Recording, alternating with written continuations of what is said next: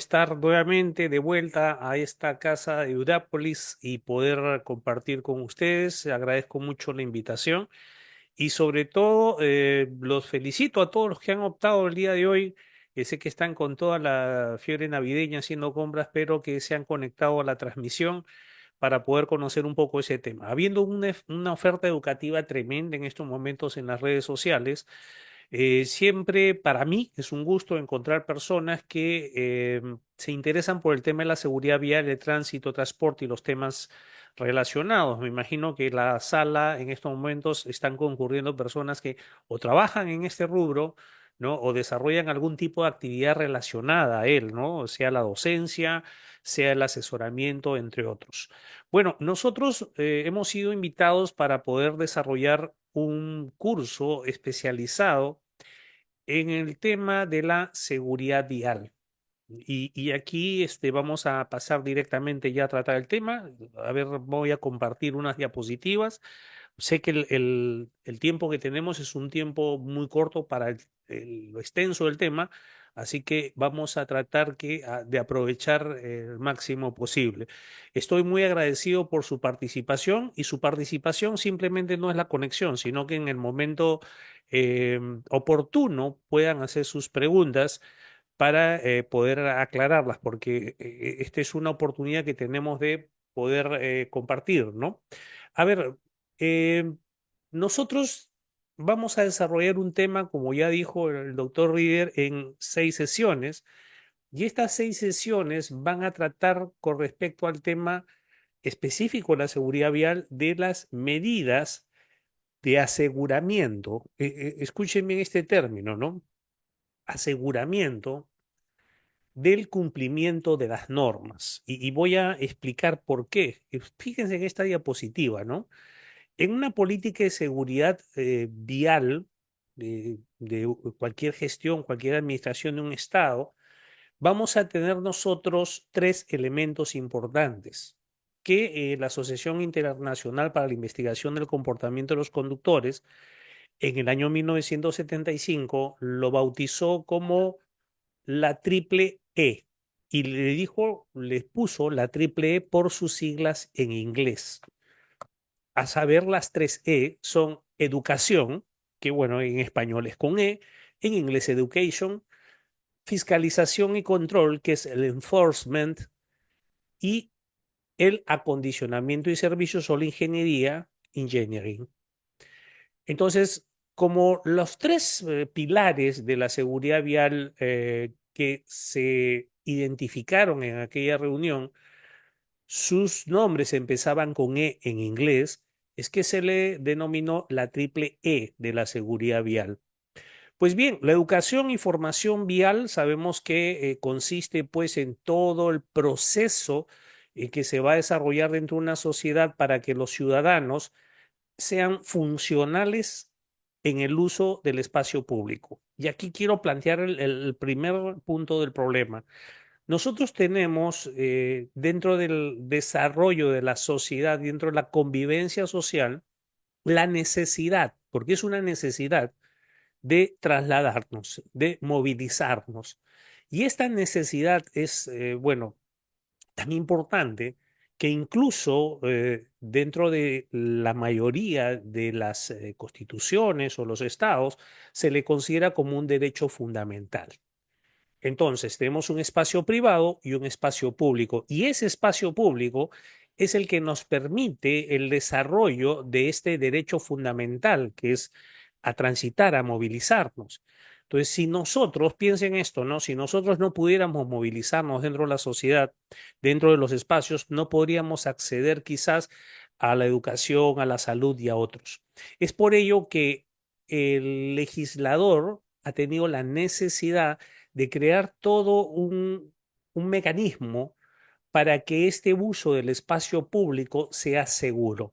Y a ese estado en el cual los ciudadanos pueden hacer uso del espacio de manera segura, libre, expeditiva, sin problemas para nadie, es lo que se le llama la seguridad vial. Entonces, la seguridad vial entendemos que es todo el conjunto de acciones que se hacen tanto por parte del Estado como por parte de privados con la finalidad de lograr un estado seguro, es decir, que podamos utilizar este espacio de manera segura. Desde que el hombre aparece en la Tierra, utiliza diversos modos para poder desplazarse. Inicialmente simplemente pedestre, o sea, a pie. Luego empezaron con las llamadas parihuelas, que eran troncos que los cargaban las personas y les servía para arrastrar las presas de caza o los objetos que tuvieran que llevar de un punto a otro o los vegetales que habían recolectado en algún lugar. Entonces, este primer arrastre empieza a marcar las huellas y empiezan a formarse los primeros caminos. Luego, el hombre siente la necesidad de desarrollar mayores distancias y al mismo tiempo trasladar también mayor cantidad de cosas, de mayor volumen. Y aquí, en este desarrollo, en esta evolución, viene pues uno de los momentos importantes en el desarrollo de la humanidad, que es el invento que transforma todo, es la rueda, ¿no? La rueda, el eje y el poder utilizar los asémilas, o sea, utilizar los animales para poder movilizar estas cargas es lo que transforma estas sociedades. Si ustedes razonan un poco en ello, se darán cuenta que a lo largo de la historia la forma de transporte ha definido el desarrollo o no de las sociedades, el nivel de desarrollo. Entonces, este nuevo descubrimiento, ¿no? Invento de la rueda, el uso de los asémilas, trae otras formas y es aquí donde los gobernantes empiezan a dar más importancia a los caminos. Recuerden, por ejemplo, que el Imperio Romano tenía pues los caminos, ¿no? Las vías romanas eran parte del, vamos a decirle, del desarrollo del imperio, con lo cual podían llegar no solamente los abastecimientos para los ejércitos, o sea, tenía un nivel estratégico, sino también las comunicaciones en lo político y en todas las partes que fuera desarrollo. En otras sociedades hemos visto también caminos, ¿no? Que eran casualmente aquellos que permitían el desarrollo aquí en Sudamérica y específicamente en el Perú, cuando todavía era el imperio de los incas. En Tahuantinsuyo, pues tenemos el Capajñán, ¿no? Tenemos los caminos del Inca o los caminos incas que hasta ahora los trazos son utilizados para poder trasladarnos. Con respecto a los medios que se utilizaron, tenemos, por ejemplo, el uso del caballo. El caballo, este es también otro de los momentos en el cual hay desarrollo. Si ustedes se fijan, este tipo de animal o es este equino se desarrolla en la parte del hemisferio norte. El hemisferio sur casi no se conoció, ¿no? Sino si después por la conquista llegó. Y fíjense cómo viene la diferencia en el desarrollo de los pueblos. Pues bien, así con la evolución, luego vino el motor, primero a vapor, luego de explosión, que el mecanismo hasta ahora se utiliza, y los modernos medios de transporte que hoy día tenemos. Entonces, ¿esto qué genera? Genera que cuando se empieza a usar este espacio público, cuando existe una gran necesidad de los ciudadanos utilizarlo y cuando los actores de este uso tienen características heterogéneas, es decir, no hay una homogeneidad, no todos van igual, unos van a pie, otros van en una bicicleta, otros ahora, ¿no? En la modernidad, no van con un scooter, otros van con una moto eléctrica, otros van con una motocicleta, un mototaxi, un ómnibus, un automóvil y así sucesivamente. Entonces, como tenemos nosotros un espacio, ¿no? Delimitado y este espacio es ocupado, utilizado por actores heterogéneos, el Estado, para garantizar la seguridad, tiene que dictar un conjunto o realizar un conjunto de acciones para que este espacio sea utilizado de manera, vamos a decirle, racional, segura, que cree un estado en el cual su uso no represente un riesgo y un peligro para todos los ciudadanos. Y dentro de las medidas para el aseguramiento de esta tranquilidad, es ser expeditivo de la circulación, es que los estados dentro de su política van a desarrollar estas tres acciones. Primero, la educación, que es explicarle, enseñarle a la gente cómo es que se utiliza. Aquí nosotros, si vamos a llevarlo a nuestra realidad, vamos a encontrar que hay ciertas y serias deficiencias en el uso en el desarrollo de esta primera acción que es la educativa, ¿no? ¿Por qué? A ver, la educación, algunas personas piensan que es simplemente el conjunto de conocimientos, pero otros, que es el modelo prusiano, ¿no? pero en otras sociedades se utiliza el sistema en el cual que el ciudadano sea funcional, es decir, que pueda desarrollarse en la sociedad de la mejor manera. Entonces, es formación de ciudadanía, no es meramente conocimientos, ¿no? Porque si fuera meramente conocimientos, tenemos acceso a diversas fuentes, sino al desarrollo de ciudadanía. Quiere decir que esta persona entienda cómo funciona el Estado, que entienda, por ejemplo, las normas de salubridad, ¿no? Y que respete obviamente la Constitución, las leyes y a las autoridades, y especialmente que sepa cómo conducirse dentro de la sociedad respetando, es decir, obviamente exigiendo el respeto de sus derechos, pero reconociendo también el derecho de los demás. Este mecanismo para poder explicarle a las personas, ¿no? La necesidad de desarrollar determinado comportamiento, porque llevemos nosotros la educación no tanto al conocimiento, y aquí confundimos nosotros educación vial con instrucción vial. La instrucción vial quiere decir que nos dicen el semáforo, las señales, nos preguntan qué significa esta o aquella, pero cuando hablamos de educación o cuando hablamos de una persona educada, estamos hablando de personas que tienen formas o maneras de comportamiento positivo dentro de determinada actividad. Por ejemplo, cuando hablamos de educación en la mesa, la educación en la iglesia, es decir, ya estamos hablando de conductas, ¿sí? A ese nivel ese es el que se dirige esta primera E, ¿no? Las conductas que se van a desarrollar. Y ahí tenemos que la llamada educación y formación vial es un proceso que se corona en el momento que la persona entiende la importancia de su rol y participación en el uso racional de los medios de comunicación perdón, de las vías de comunicación y los medios de transporte. Entonces, cuando la persona entiende, cuando la persona razona de la importancia que tiene su comportamiento y cómo influye esto, ahí es cuando decimos que llega el logro de la educación vial. Por lo tanto, esta educación vial es un proceso, no se agota, no se acaba con una charla, una clase o un folleto, sino son todos los medios que vamos a utilizar para que esta persona pueda razonar, pueda entender y pueda tener un comportamiento positivo cuando utilice estos espacios. En educación e información vial, no sé qué nota le pondríamos nosotros al Estado peruano, pero en otras latitudes, por ejemplo, sin ir muy lejos, en Argentina, ¿no? Ya forma parte de la currícula educativa. Es decir, no es que sea un curso, una materia que se dicta una vez, una semana en el año, o se hace una charla motivadora y ahí terminó. No, sino que es como es transversal entre en varias materias, llega que está ya estructurado todo el proceso, desde la etapa inicial hasta incluso la etapa superior. También hay clases ahí que tienen que ver con este tema. Pero además viene esto que es la educación no escolarizada, es decir, aquellos medios que se utilizan, ahora tenemos la ventaja de las redes sociales, la televisión, el cine y otros, para ir creando esta conciencia ciudadana y al mismo tiempo darle información. La segunda vamos a saltearnos, es la ingeniería o el acondicionamiento y servicios, o sea, el mantener las vías de circulación. Ustedes saben de que con el adelanto tecnológico, hoy día tenemos vehículos que cada vez desarrollan mayor velocidad y como desarrollan mayor velocidad, necesitan de espacios, ¿no? Para que estén aptos para que puedan ser utilizados de esta manera y el tránsito sea funcional porque, vamos, podríamos decir, bueno, para que haya seguridad los mandamos a todos que circulen a 10 kilómetros por hora, pero eso no es el objetivo, ¿no?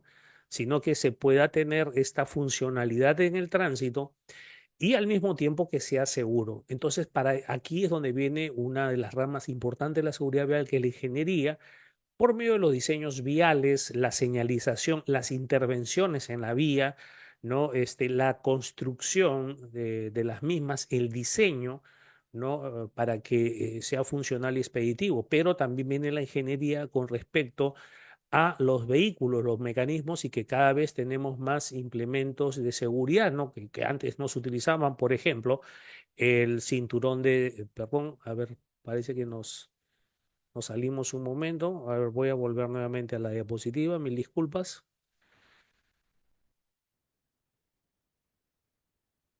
Ya. Entonces teníamos en la ingeniería, la importancia que tiene la ingeniería en, por ejemplo, uno de los dispositivos que no se utilizaban antes casi nunca y ahora ya es impensable que no lo utilicemos, que son los cinturones de seguridad. Los diseños vehiculares, otros sistemas, por ejemplo, se han mejorado los sistemas de freno, los sistemas de suspensión de los vehículos, ya no son tan inseguros como antes, los materiales para la absorción de impacto, los neumáticos, es toda ahora una ingeniería solamente para fabricar un neumático, ¿no?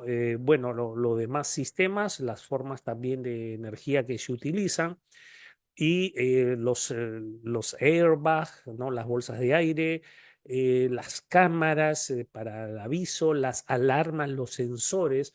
Todo esto, toda esta parte de la ingeniería, ¿no? Ingeniería viene de ingenio y los ingenieros aquí tienen bueno, una gran parte de actividad para lograr esta seguridad vial. Y la que nos toca ver en este curso es el enforcement. El enforcement que viene a ser las medidas de aseguramiento que va a realizar el Estado, ¿no? La administración, para garantizar el cumplimiento de las normas. Porque si bien es cierto, vamos a motivar, vamos a transmitir conocimientos por medio de la educación, la ingeniería se va a encargar de poner entornos más seguros, pero debe existir un mecanismo mediante el cual el Estado garantice, vigile el cumplimiento de este marco normativo. Porque de lo contrario, y esta es la parte, se vamos a decir, de la seguridad vial, lo que se llama la prevención. Entonces, cuando nos hablan en los medios de educación vial o de seguridad vial y nos sacan una campaña de, están repartiendo volantes, están con unas bailarinas, unos muñequitos, pues estamos en la primera E, la educación.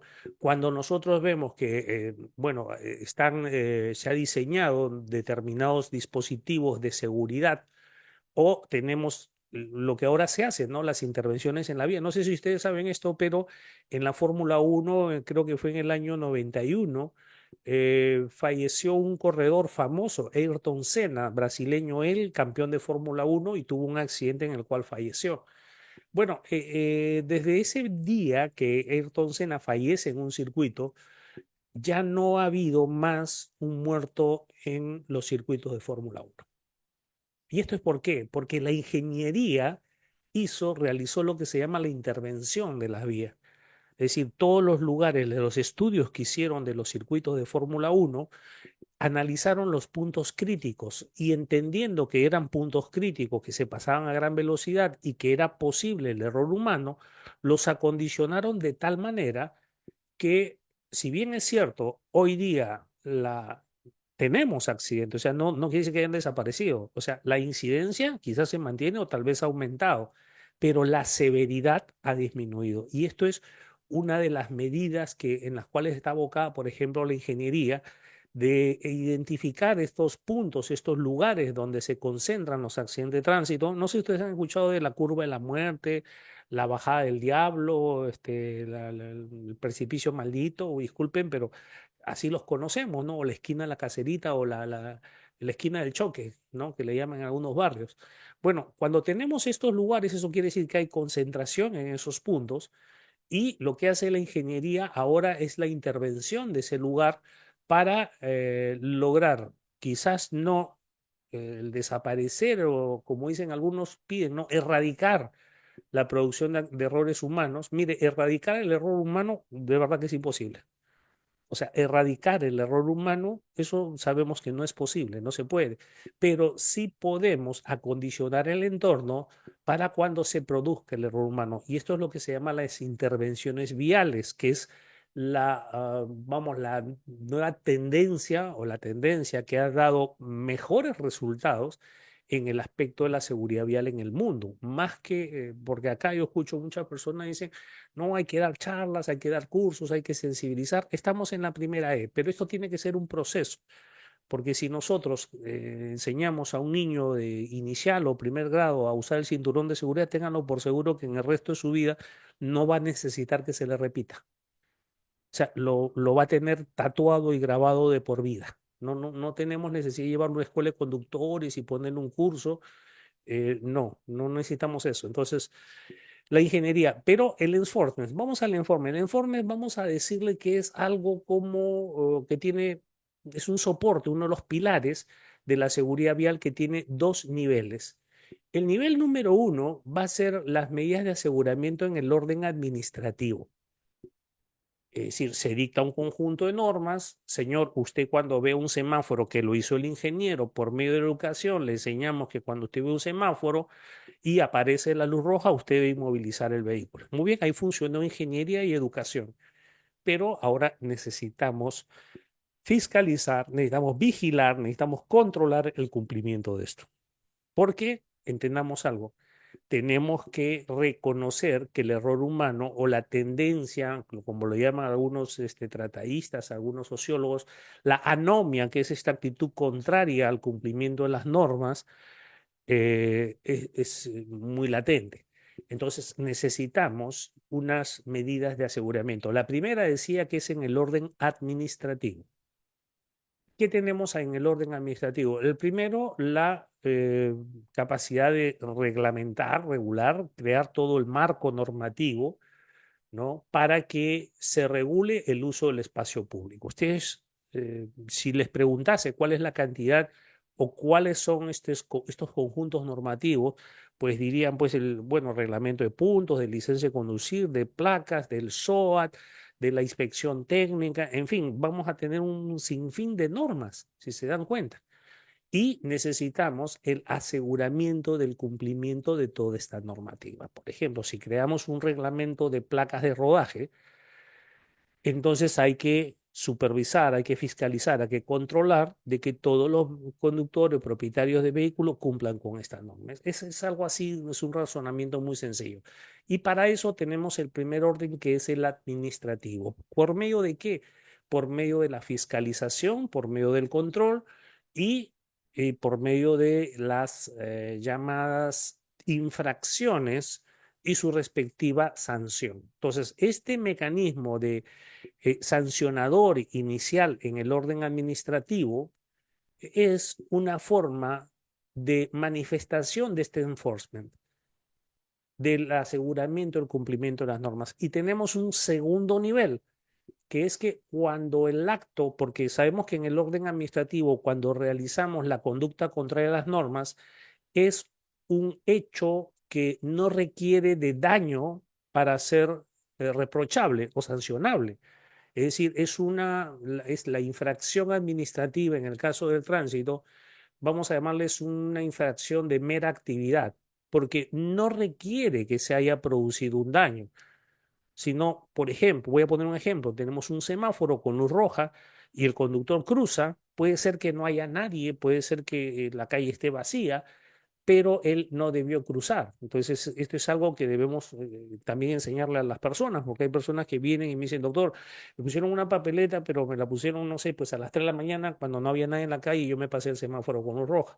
Entonces, hay que explicar esto. La infracción administrativa no requiere daño, no requiere ni siquiera de un riesgo latente, un riesgo supuesto. No, es una acción de mera actividad.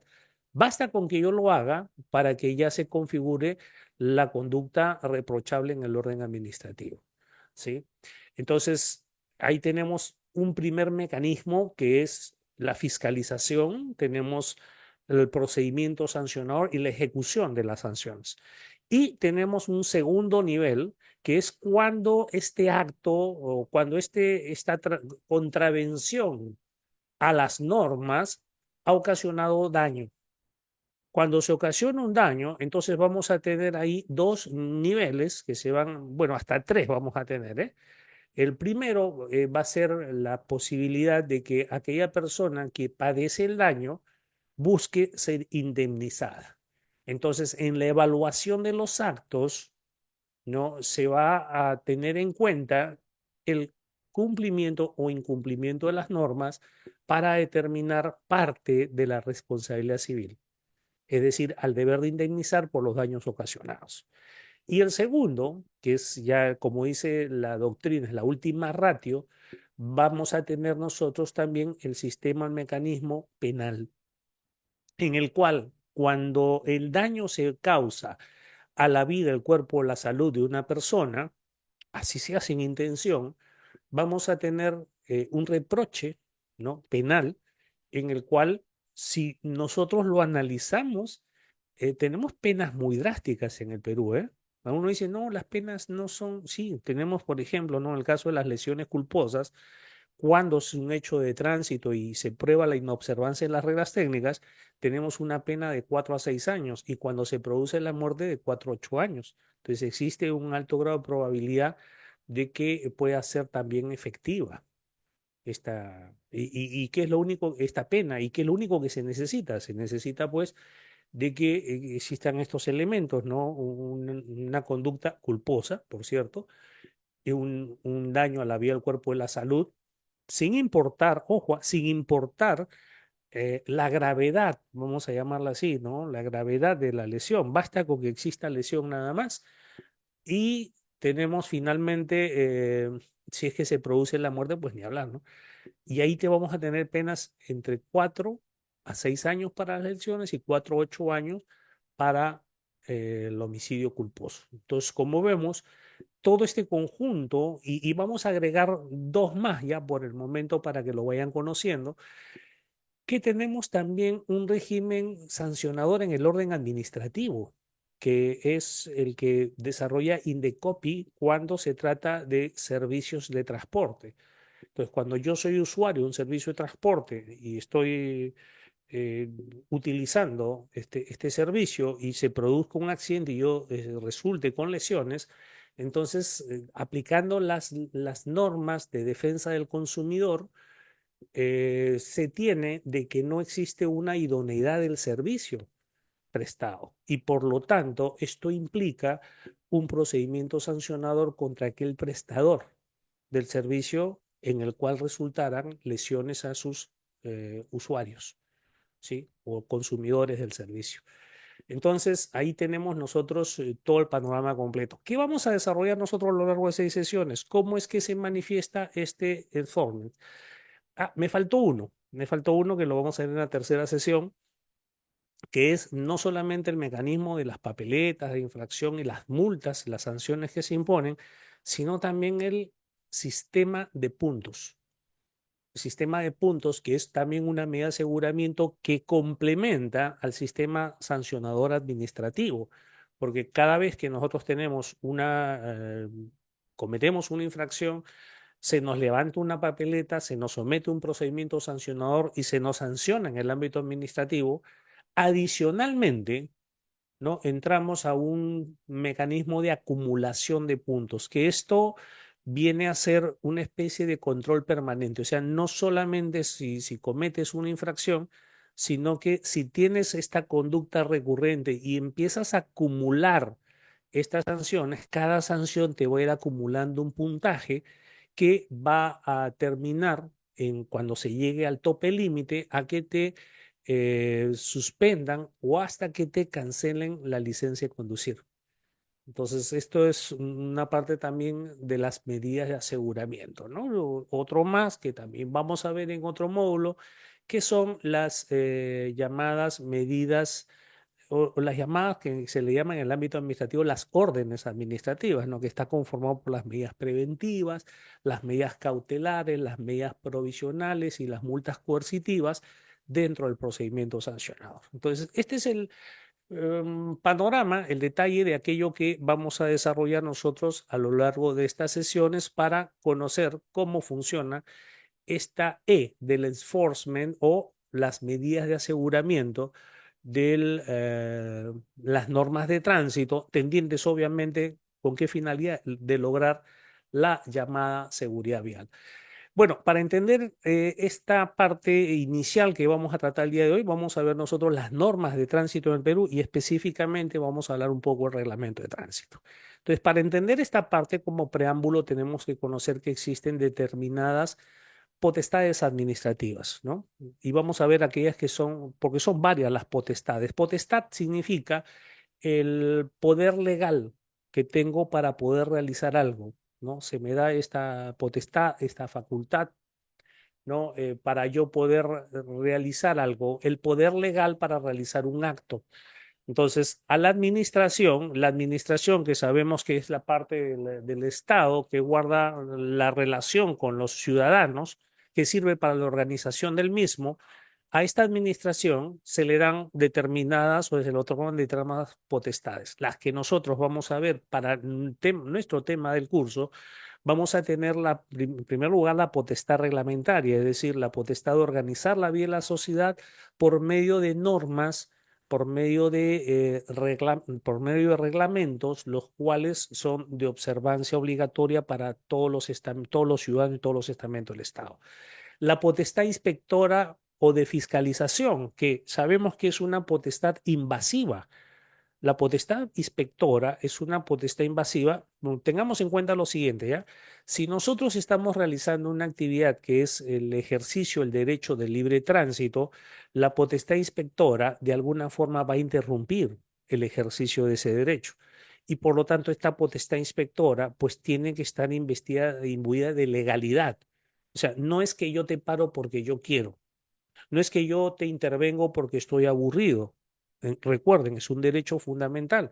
Entonces, esta potestad inspectora requiere también tener algunos elementos de, obviamente, legalidad para que se pueda desarrollar, ¿no? Y ahí vamos a verlo en el segundo módulo, creo, con respecto a la actividad administrativa de fiscalización. La potestad sancionadora, que también va a ser uno de los temas del curso. Potestad sancionadora, es decir, oiga, ¿qué pasa si yo dicto una norma dentro de mi inspección? Yo he visto de que la administración, perdón, el ciudadano no está cumpliendo con aquello que está dispuesto y esto debe tener una consecuencia. Esta potestad reglamentaria, primero, de dictar reglamentos que sean claros, que sean precisos, que sean estables en el tiempo. La potestad inspectora, es decir, que tengamos todos los elementos, un mecanismo de control que sea autónomo, que sea tecnificado, que vea por los intereses de los ciudadanos, de los usuarios, ¿no? Si nosotros tenemos esta estructura, esta actividad inspectora, finalmente pasamos a la potestad sancionadora, que la potestad sancionadora, que hubo un esfuerzo que vamos a decirle que es necesario, ¿eh? Es muy importante, pero que lamentablemente no se llegó a concretar cómo es que se debería con respecto a la promulgación del Decreto Supremo 004/2020, mediante el cual se aprobó el procedimiento administrativo sancionador especial en materia de tránsito, transporte y entidades complementarias, que dice cuyas etapas de instrucción y de sanción son breves, ¿no? Son especiales y sumarias. Entonces, cuando hablamos nosotros dentro de cualquier tipo de proceso o procedimiento de algo sumario, entendemos que es recorte de actos. Y cuando hablamos de recorte de actos, estamos hablando que quien, vamos a decirlo así, se perjudica, quien debe estar preocupado cuando un procedimiento o proceso se dice sumario, es aquel que es el administrador o el que está sometido a ese proceso, porque la sumariedad, ¿no? Deriva en que su defensa no va a tener todo el espacio, todos los medios necesarios para poder ejercerla conforme dicta la norma.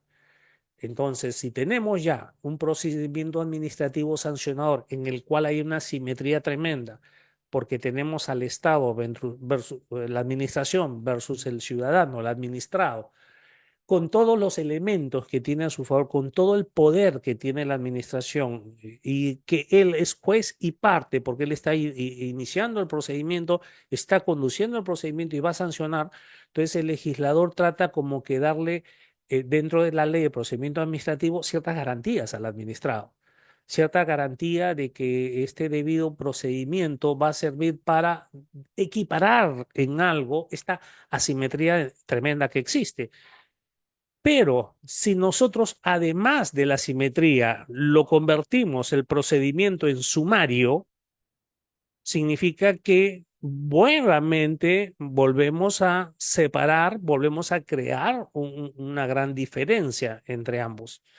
Entonces, sí, es necesario que para la dinámica del tránsito, no del transporte, del tránsito, tengamos nosotros mecanismos o procedimientos especiales, pero lamentablemente no se llegaron a concretar conforme debería ser y hoy día tenemos serios inconvenientes en la aplicación de este procedimiento sancionador especial. Y finalmente, la administración, una vez que ha determinado la existencia de una conducta infractora o una conducta constitutiva de infracción probada, va a aplicar, ¿no?, una sanción al administrado. Pero no se queda simplemente en un enunciado, nada más la sanción. La sanción o la administración, perdón, tiene la capacidad, la potestad de al mismo tiempo exigir, ¿no? Garantizar el cumplimiento de las sanciones que impone por medio de los procedimientos de ejecución forzosa, ¿no? Uno de ellos, el procedimiento de ejecución coactiva. Entonces, ahí tenemos todas, vamos a decirle, dentro de las potestades que tiene la administración y cada una de ellas, dentro de este curso, vamos a irlas revisando, ¿no? La potestad reglamentaria, la inspectora, la sancionadora, ¿no? Con su adicional también de ejecución. A ver, empezamos con la potestad reglamentaria. ¿Qué cosa es la potestad reglamentaria? Es la atribución jurídica de la administración de generar o emitir disposiciones jurídicas generales no dirigidas a un administrador en concreto, sino a un grupo indeterminado de ellos. ¿Y esto es por qué? Porque las leyes requieren, como bien sabemos, de una reglamentación. ¿Y cuál es la diferencia que tenemos? Nosotros tenemos que en las leyes hay un alto componente político al momento que se dictan, ¿sí? Es político, nace en el legislativo, en el Congreso, está conformado por personas que son políticos, la ideología es política, los actos que se realizan son actos políticos, ¿sí? Y esto se tiene que traducir ya en el Ejecutivo en actos técnicos. Es decir, aquello que dijo o aquello que dispuso el legislador, ahora los técnicos van a tratar de darle forma para que sea viable. Y esto es el objeto de la legislación. A ver, hace unas semanas se ha dictado, se ha emitido, se ha promulgado, perdón, una ley que modifica la Ley General de Tránsito y Transporte Terrestre con respecto a las placas de rodaje. Entonces, antes la ley simplemente decía, los vehículos automotores deberán ser registrados y producto de ello van a otorgarle las placas. Los vehículos para circular deben tener placas. Ese es el manifiesto de la ley, la orden de la ley. Entonces, aquí viene la parte técnica, ¿no? El ejecutivo, por medio de las áreas especializadas o ministerios, en este caso el Ministerio de Transportes, y por el Ministerio de Transporte a través de sus áreas especializadas, ¿no? Tiene que emitir un reglamento.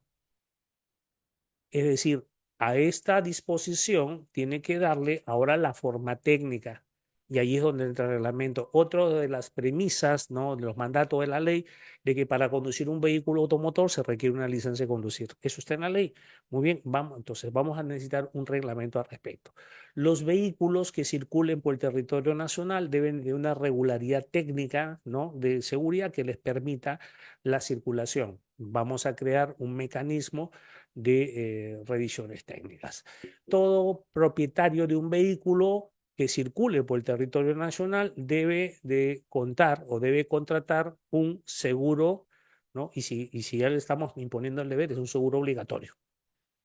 Entonces yo puedo tomar todos los seguros que quiera, pero este es obligatorio. Entonces habrá que crear el reglamento del seguro obligatorio. Y así como vamos viendo, todos los mandatos que están en la ley van a tener que ser posteriormente en el aspecto técnico reglamentados. Ahora, las características que tienen estos reglamentos, que tienen un fundamento constitucional, en el artículo 118 de la Constitución, el numeral 8, cuando habla de qué es lo que corresponde, cuáles son las atribuciones que tiene el presidente de la República. Una de ellas dice ejercer la potestad de reglamentar las leyes, pero aquí viene la condición, ¿eh? Sin transgredirlas ni desnaturalizarlas y dentro de tales límites dictar decretos y resoluciones. Entonces, aquí tenemos de que el poder reglamentar, ¿no? Es una potestad que tiene el Ejecutivo, por medio del presidente de la República y obviamente el ministro del sector, ¿no? De reglamentar las leyes.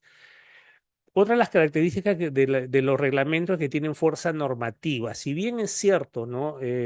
Vamos a decirle, tenemos la pirámide jurídica y tenemos la Constitución, la ley en todas sus formas, y debajo de ello tenemos nosotros las normas por medio de las cuales, proveniente del Ejecutivo y en sus diferentes niveles, se reglamentan, ¿no? Es decir, se traduce en parte técnica los aspectos que han sido contemplados en la ley y por lo tanto tienen fuerza normativa, es decir, son de obligatorio cumplimiento para los ciudadanos, aunque me digan, bueno, pero no está en la ley. No, la ley dijo que usted debe tener una licencia, pero no dice, por ejemplo, las clases, categorías, el tiempo de vigencia, los requisitos, quiénes pueden obtener, quiénes no, qué hacemos con los extranjeros, en fin, todos estos que van. Otra característica que casualmente está en este 118 de la Constitución es subordinación a la ley, es decir, no puede transgredir la ley ni desnaturalizarla. Esto es muy importante porque hay que tener mucho cuidado y vamos a ver que en el aspecto de tránsito vamos a tener reglamentos que sí desnaturalizan la ley. ¿Sí? El reglamento de tránsito tiene muchos aspectos que no coinciden con lo que dispone la Ley General de Tránsito y Transporte Terrestre, la Ley 27181. Y la tercera característica es que la imposibilidad de establecer excepciones a un reglamento mediante un acto administrativo, y esto está dentro de la ley de procedimiento administrativo, ¿no? Eh, o sea, un acto administrativo no puede desconocer un reglamento. No se puede establecer excepción del cumplimiento de un reglamento por medio de un acto administrativo. Y esto está en la ley 5.3 del artículo 5 de la ley de procedimiento administrativo general. Tampoco que se puede contravenir, en el caso concreto, disposiciones constitucionales, legales, mandatos judiciales firmes, ni tampoco se pueden infringir normas administrativas de carácter general provenientes de autoridad de igual, inferior o superior jerarquía e incluso de la misma autoridad que dicte el acto. Es decir, no puede haber duplicidad, no puede haber contravención, no puede haber confrontación, ¿no? entre normas que tengan esta misma categoría reglamentaria. Entonces, esto es la potestad reglamentaria. Ahora, en el tránsito, nosotros tenemos, y les decía que cuando nosotros salimos al espacio público, tenemos todo este espacio y hay normas que van a regular el uso. Y cuando hablamos del uso, no estamos hablando de la conducción, porque esto es una de las ideas, premisas, paradigmas muy difundido en nuestro medio de que el reglamento de tránsito es una norma para los conductores o de que tienen que conocer a los conductores que van a obtener una licencia de conducir. Nada más alejado de la verdad. No, a ver, ¿quiénes usan el espacio público? Todos. No solamente se regula el uso del espacio público mientras se conduce, sino también la estancia, es decir, la ocupación y el uso del espacio público, como vamos a ver. Entonces, la idea equivocada que tenemos en nuestro país, y yo me imagino que muchos viendo la publicidad de Ideápolis ha dicho reglamento de tránsito. Bueno, eso es para los que van a sacar brevete. Así hablamos en el lenguaje coloquial, ¿no? Brevete, sacar. No es obtener licencia, sino sacar brevete. Y ahora han dicho, oye, pero no ese es para los que van a sacar brevete, que tenemos que ver los abogados. Disculpen, pero este conjunto normativo de tránsito tiene la particularidad que es un cuerpo legal de cumplimiento para todos los ciudadanos, escuchen esto, todos los ciudadanos que ocupan o hacen uso, sea circulando o sea su estancia en el espacio público. Entonces, como tenemos una idea, un paradigma equivocado de que el reglamento de tránsito es para los que van a obtener licencia, que es obligatorio que ellos tengan conocimiento, definitivamente, pero todos los ciudadanos, incluso, miren, no solamente aquellos que transitan, sino los que son propietarios de inmuebles, los que realizan actividades comerciales y, muy importante, la autoridad que controla y fiscaliza, todos deben de conocer este cuerpo normativo.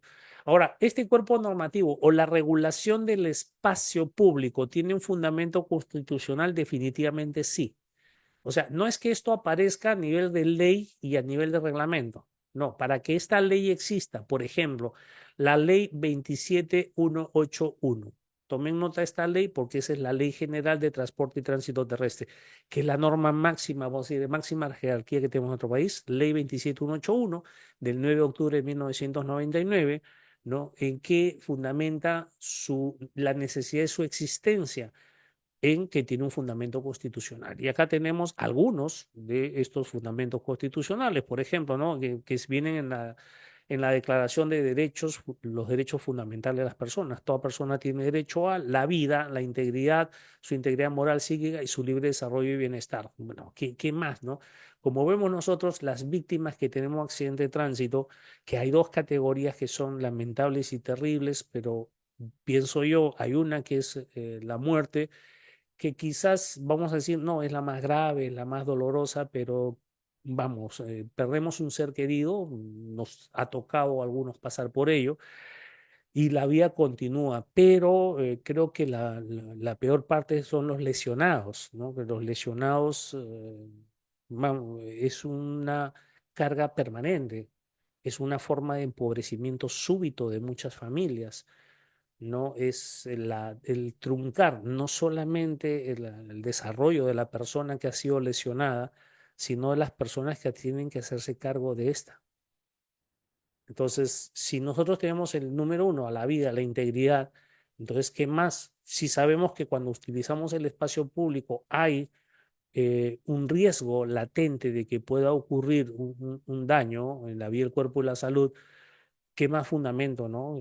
A la defensa de este derecho fundamental. 11, sí, el numeral 11, el artículo segundo dice, muy importante, a transitar por el territorio nacional y salir de él y entrar con las limitaciones que por razón de sanidad o mandato judicial o aplicación a la ley de extranjería, es decir, lo que se le llama el derecho al libre tránsito. Y acá tenemos el ejercicio de un derecho fundamental, el derecho al libre tránsito. Vamos a decir que es uh,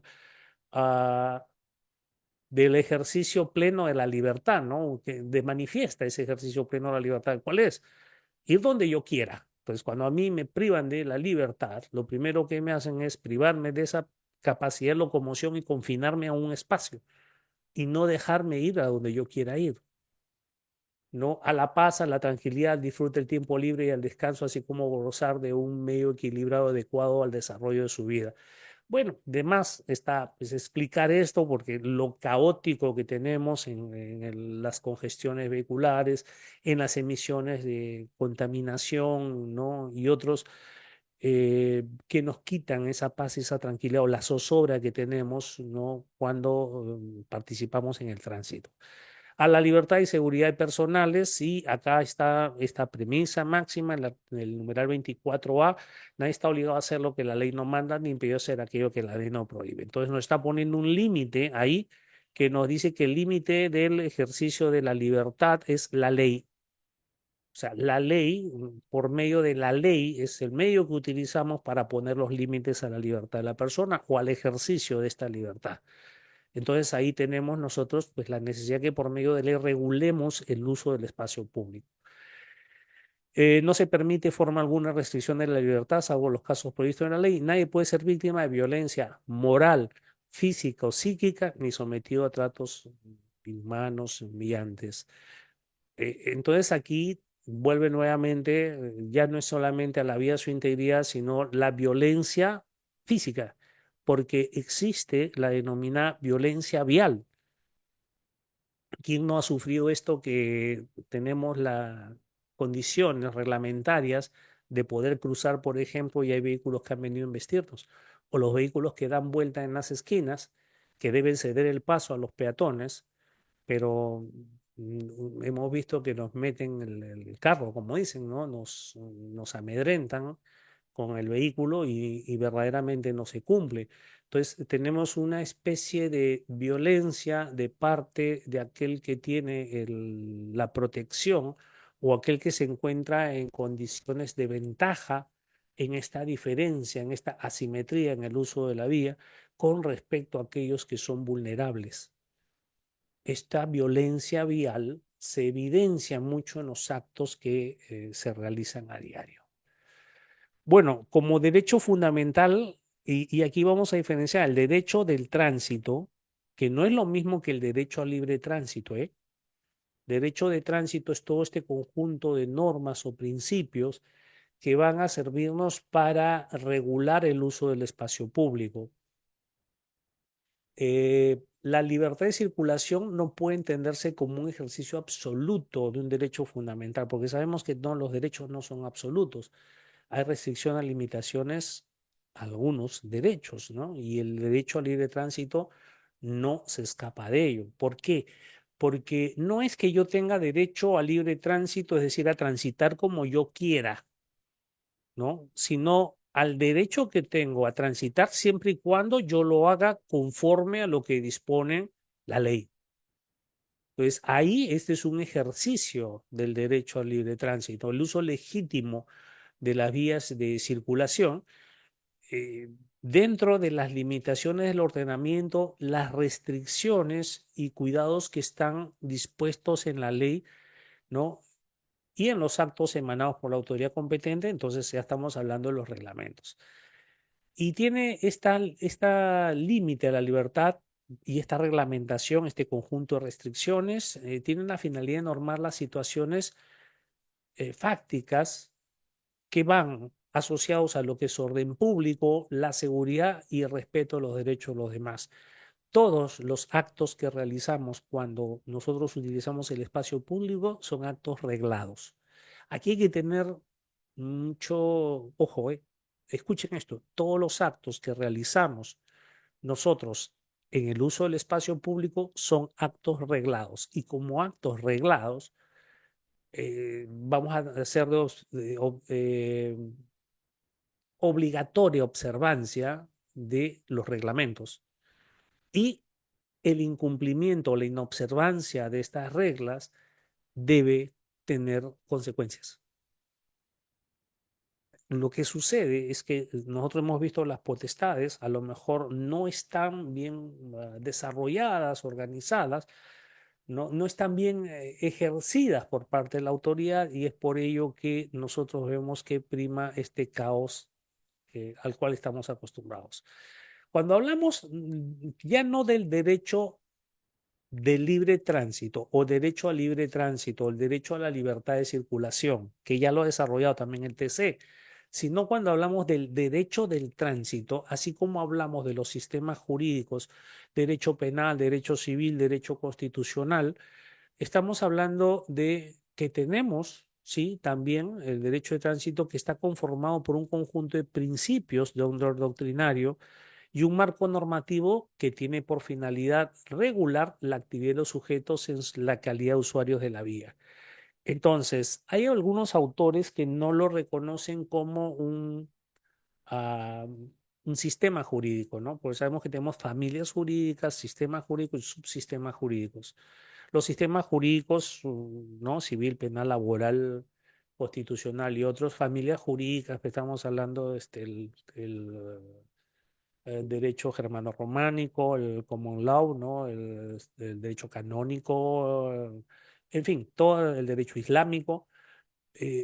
Pero cuando hablamos de estos sistemas jurídicos, hay algunas opiniones muy respetables, ¿no? De que no existe propiamente un derecho de tránsito. Hay algunos autores, bastantes autores, ¿no? Justamente leí en la mañana Tabaso, que ha escrito hasta 4 obras con respecto al derecho de tránsito, al profesor Aravena de Chile, En fin, ¿no? A Tomás Cano Campos y a otros autores que reconocen que existe este subsistema jurídico que es el derecho de tránsito, que es todo conjunto de principios, normas que van a servir para regular. ¿Cuál sería el objeto del derecho de tránsito? Los actos y conductas viales de los sujetos que participan. ¿Quiénes son esos sujetos? ¿No? Bueno, son personas anónimas, no tienen conocimiento el uno al otro, tienen una relación operativa de coordinación. Es decir, si por ejemplo, ¿no? Yo voy a adelantar con mi vehículo a otro, tiene que haber cierta coordinación para que el acto se consume. Es, por lo tanto, esta relación que tienen los sujetos es efímera, es técnica y es totalmente impersonal. No se conocen, no se hablan, no se van a mandar un WhatsApp después, ni van a salir a tomar un trago. En caso de siniestro, o sea, en caso que se genere un daño, va a generar una relación vinculante y ahí viene la responsabilidad civil, que es parte del derecho de privado. Y en caso de lesiones, va a tener un reproche penal. Entonces ya entra ahí el derecho público, lo mismo que las infracciones dentro del derecho público. En ese caso, los sujetos, el sujeto activo es el Estado y el sujeto pasivo vienen a ser los usuarios, que es un grado de preeminencia y subordinación. O sea, yo doy las disposiciones y usted las cumple. El derecho del tránsito es una rama del derecho público. Acá hay que tener también bastante observación con eso. No es parte del derecho privado. No existe la autonomía privada en el caso del tránsito, ¿no? Los valores y fines que se protegen son de naturaleza pública. En este caso, la seguridad pública. Los derechos reglamentados, ¿no? Son públicos, ¿no? De carácter público, la libertad, ¿no? Y hay una preeminencia de unos sujetos y la subordinación de otros. Dentro de esto se subordina, o sea, el derecho de tránsito se subordina al derecho administrativo, pero no deriva del derecho administrativo. Se rige por sus principios generales en sus institutos y aquí es donde entra la parte del derecho de policía, que entendamos que el derecho de policía no se refiere por si acaso a la Policía Nacional, sino se refiere a la policía administrativa, ¿no? El derecho de policía, que son esas acciones, vamos a decir, esa ampliación, esa atenuación de derechos y ampliar la discrecionalidad de la autoridad para que pueda tomar determinadas acciones, debilitamiento de la defensa de los derechos de los ciudadanos, todo en aras del bien común. Eso es prácticamente lo que es el derecho de policía. Entonces, aquí tenemos que la autoridad reconocida, y nosotros vamos a ver que en la ley de tránsito y transporte tenemos autoridades, en la ley 27181 se reconoce quiénes son las autoridades tanto del tránsito como del transporte, que no son las mismas por si acaso, ¿ah? O sea, me reconoce ciertas autoridades, pero en determinadas actividades. En el tránsito son unas y en el transporte son otras. Cuando hablamos de tránsito, porque aquí vamos a dejar de lado transporte, estas autoridades van a tener ciertas facultades restrictivas para el uso del espacio público, ¿ya? Es decir, esto le corresponde o le compete a las autoridades de acuerdo a el ámbito territorial al cual se le ha dado estas atribuciones, estas competencias. Por ejemplo, dictar reglamentos generales, es decir, para todo el conjunto, por ejemplo, el reglamento de tránsito. El reglamento de vehículos es para todos los vehículos. Usted no se imagine ningún tipo de vehículo que no está contenido en el reglamento de vehículos. O sea, es para todos los vehículos. Reglamento de tránsito para todos los usuarios de la vía. Dictar reglamentos especiales, no espaciales, especiales. Por ejemplo, el de transporte de mercancías peligrosas, no materiales y residuos peligrosos. Eso es un reglamento especial. Es solamente para determinadas personas que realizan una actividad específica. Disponer también restricciones momentáneas para el uso de las vías, pero que estén previstas, como por ejemplo las procesiones, los mítines, ¿no? Todo el mundo sabe de que van a haber una restricción momentánea y que está previsto en octubre, por ejemplo, por mí una procesión, ¿no? Todos lo sabemos. Entonces, no hay ninguna sorpresa. Entonces, es una restricción momentánea prevista. Es momentánea, porque solamente va a ser en determinados días o determinadas horas también, y está previsto ya. Dictar restricciones momentáneas imprevistas. Es decir, aquellas que no están dentro de un cronograma y que suceden de pronto, por ejemplo, un incendio, un accidente, y estas restricciones momentáneas imprevistas generalmente son de facto, es decir, los hace el policía en el momento que ocurre el hecho. Él tiene esa facultad. Fíjese que tiene facultades restrictivas de la autoridad, ese policía de tránsito, y justamente de eso quería explicarle un poquito. Lo vamos a ver en la parte del procedimiento sancionador, cuando dice, no, cualquier policía, no es cualquier policía, es el policía de tránsito. El policía de tránsito tiene determinadas facultades o competencias que no comparten sus demás colegas, ¿eh? Y esto es algo que ya ha llamado mucho la atención. Disponer restricciones momentáneas en virtud de usos prioritarios, por ejemplo, y esto también lo hace el policía de tránsito en el momento. Él pone restricciones, es decir, restricciones a uno, pero le da a otros prioridades para el tránsito, por ejemplo, los vehículos de emergencia, las ambulancias, los patrulleros o las comitivas, ¿no?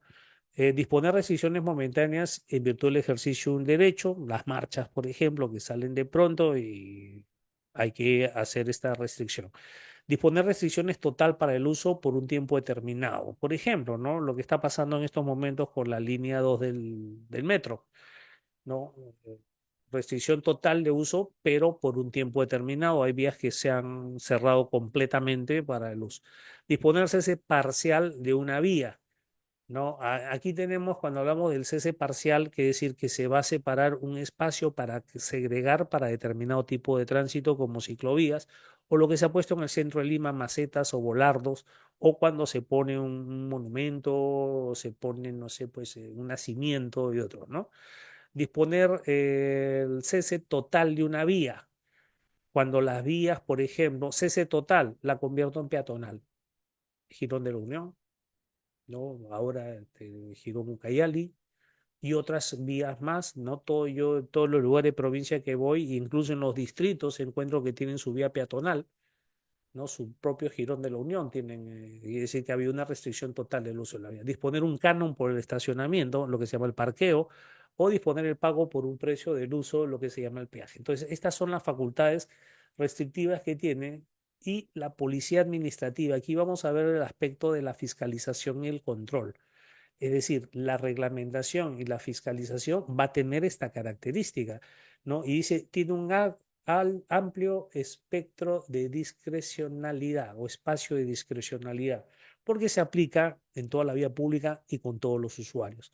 Sumariedad de los actos materiales, es decir, se abrevian muchos procedimientos, ¿no? Un procedimiento sancionador, por ejemplo, una bodega o una fiscalización a una bodega, a una fábrica, a una tienda, no es lo mismo que la que se realiza con un conductor, ¿no? Son actos más breves, por eso dice sumariedad de actos materiales. Informalismo de los procedimientos, es decir, si bien es cierto, hay procedimientos, hay manuales y reglas de procedimiento, pero también se da en algunas situaciones en que puede haber este informalismo, es decir, que no se ciña mucho a ello, sino al fin que se persigue finalmente. Ejecutividad inmediata, no hay necesidad de mandarle una carta, una esquela, ¿no? Es decir, el policía toca el silbato, le ordena que se detenga, se aproxima y realiza todo el procedimiento, ¿no? Y a veces se ejecutan actos de manera inmediata, como por ejemplo, ¿no? Y aquí viene esto, ¿no? El inicio del procedimiento sancionador, ¿no? Hay vamos a decir, un debate muy intenso en redes sociales con respecto a si la papeleta de infracción es un acto administrativo o no. Bueno, yo tengo mi opinión de que definitivamente no es un acto administrativo, ¿no? O sea, y aquí hay que entenderlo. A ver, una cosa es que yo lo use como y otra cosa es que lo sea. No sé si captan la diferencia, ¿no? Y ponía un ejemplo, ¿no? Por ejemplo, este peine que yo tengo acá, lo voy a usar para cortar un papel, es decir, doblo una hoja, lo paso por el borde y lo corto. Yo estoy usando esto como un cortaplumas, como un cortasellos, como un cuchillo, una cuchilla, ¿no? Entonces, lo estoy usando como, ¿ok? Porque es práctico y en el momento, pero eso no significa que lo sea. Entonces, en el caso de la papeleta de infracción, la estoy usando como documento de inicio del procedimiento sancionador, pero eso no quiere decir que sea, y obviamente el inicio de un procedimiento se hace con un acto administrativo de incoación, lo estoy dando un uso como, pero eso no significa que lo sea, ¿no? Entonces, hay de los dos lados, ¿no? Las otras personas dicen que sí es un acto administrativo porque con él se inicia el procedimiento sancionador en el caso del tránsito. Es verdad, se inicia, pero repito, se inicia, o sea, mejor dicho, se usa como documento de inicio, pero no significa que sea porque se usa como, vamos a cambiar, es decir, si yo uso este peine como cuchillo, no lo convierte en cuchillo. ¿Sí? No lo convierte en cuchillo, yo lo uso como cuchillo, ¿no? Es diferencia. Bueno, poderes de atribuciones de decisión y actuación que se les da en ese momento a los efectivos que están haciendo la fiscalización. El control de legalidad es posterior, no es en el acto, es posterior a los que sean afectados. El control y represión se hace en el lugar de los hechos, termina la intervención y se levanta la papeleta en ese acto. Y dice, en ese acto, con ese acto se está dando inicio al procedimiento sancionado. Y uno dice, un momentito, pero no es que esto lo hace la fase instructora, no es que pasa a otro nivel, no. Ahí tenemos una característica más. Continua amenaza de sanción. Veía hace poco un reportaje en el cual se quejaba, ¿no? Unas personas decían, ¿por qué se ha escondido el fiscalizador detrás o está en un carro grabando a los que pasan? Se portan como delincuentes. A ver, acá tiene que haber una continua amenaza de sanción. Es decir, yo tengo que sentirme en la vía que estoy siendo observado en todo momento. O sea, yo no, miren lo absurdo, ¿no? Exigirle a los fiscalizadores que tienen que estar visibles para que yo me porte bien. Es algo así como, no sé, pues usted está con otra pareja, viene su esposa, lo encuentra, y usted le echa la culpa a ella, le dice, tú pues que te vienes acá a mi trabajo a la hora que no debes, tú tienes la culpa. Y le dice, oye, pero si te he visto con otra, pero es por tu culpa, porque tú no debiste venir, ¿no? Algo así es ese razonamiento, ¿no? Decirle, oiga, usted no puede controlarme a escondidas, pero ¿por qué no? Porque es como que usted me esté poniendo una trampa, pero no te pongo una trampa porque tú te tienes que portar bien y tienes que sentir que tienes una continua amenaza de sanción, es decir, en cualquier momento, cualquier lado, no sé dónde van a estar y yo tengo, por eso tengo que portarme bien. ¿No? Pero bueno, es un escándalo que han hecho un canal de televisión, un noticiero con respecto a ello, ¿no? Y han llamado a unos especialistas que también han dicho, no, ¿cómo es posible que hagan eso? Y la municipalidad incluso ha reculado, ¿no? Ha retrocedido y ha dicho, bueno, ¿sabe qué? Vamos a anular todo eso. Pero la pregunta es, ¿por qué? Dice, no, es que tiene que hacerlo como dicen las normas. Y yo estoy revisando las normas y no encuentro ninguna norma en que diga de que para hacer ese tipo de control tienes que estar visible con un letrero que diga, acá estoy para controlarte, ¿no? Flexibilización en la aplicación de sanciones, como hemos dicho, sí, es cierto que vamos a tener algo mucho más breve, pero eso no significa que por eso se va a debilitar las garantías del ciudadano y su derecho a la defensa. Ahí está el siguiente, debilitamiento de las garantías de los individuos y proceso formal para el aseguramiento de pruebas frente a un hecho lesivo. Es decir, lo que tenemos ahora cuando ocurre un accidente de tránsito, ¿no? El aseguramiento de los medios de prueba. Estas son algunas de las características de la policía administrativa que se tienen que tomar en cuenta, que si ustedes lo analizan, no es compatible con la observancia de los derechos del administrado. ¿No? Si se dan cuenta, estas características hacen que en la aplicación de los reglamentos se debilite de alguna forma la capacidad de los administrados. A ver, esta parte es algo que no se hace y no se entiende en nuestro país. Dice, a ver, le voy a dar lectura, ¿ya?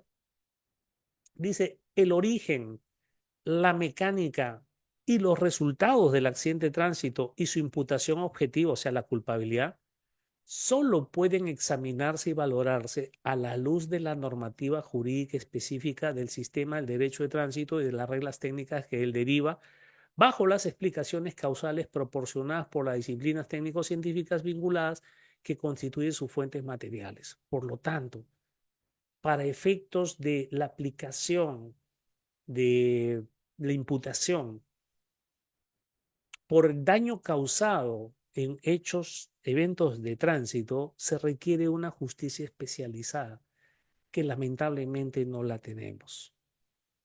Esto es necesario. Hubo un intento muy interesante, muy importante.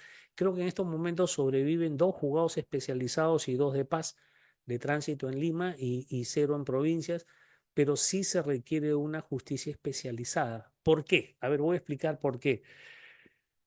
Aquí viene lo siguiente, ¿no? Dice, a ver, existe verdaderamente un derecho de tránsito. El otro día concurrió una conferencia muy interesante con respecto al denominado derecho policial. ¿No? Habían organizado, ¿no? Unos abogados, policías también, una conferencia sobre derecho policial. E invitaron al doctor Abanto, y el doctor Abanto, bueno, hizo una pregunta inicial, ¿no? Si existe verdaderamente el derecho policial. Dice, a mí me han invitado a una conferencia sobre derecho policial, pero yo quisiera saber si de lo que me están invitando existe o no.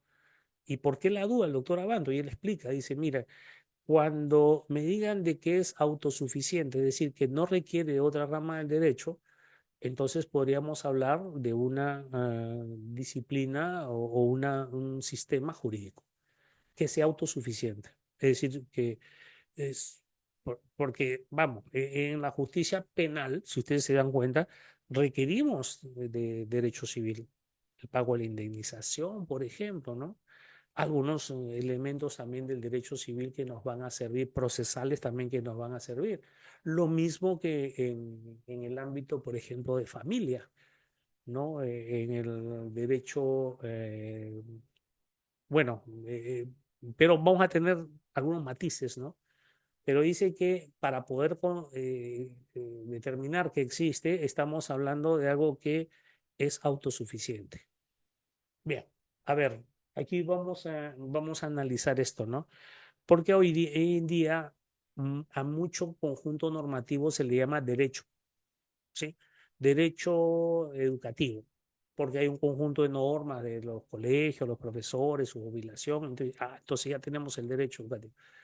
El derecho, le llaman ahora, hay este conjunto de normas de minería, derecho minero. Un conjunto de normas de pesquería, derecho pesquero. Entonces el doctor Abando hizo la pregunta, ¿no? Dijo, oiga, ¿es autosuficiente? Es decir, ¿no requiere otra rama del derecho para su regulación? Ah, no, sí, del derecho administrativo, porque sin él no puede vivir. Entonces dice, listo, ya está, no podemos hablar de un... En el caso del derecho de tránsito, si bien no posee una autonomía científica, va a presentar unos rasgos diferenciados, instituciones y principios, que esto es muy importante. Tiene principios, ¿eh? Que justifican otorgarle una autonomía didáctica o técnica, no propiamente procedimental, ¿no? Tiene una autonomía funcional respecto al derecho administrativo y de policía, por lo tanto es autosuficiente. Tiene parte de derecho sustantivo, o sea, regula actos y relaciones. Derecho objetivo, tiene procesos y procedimientos. Y tiene también derecho sancionador, porque tiene su propio reglamento de procedimiento sancionador especial. Eh, y esto sí hay que mejorarlo, porque la verdad tiene muchas lagunas este reglamento.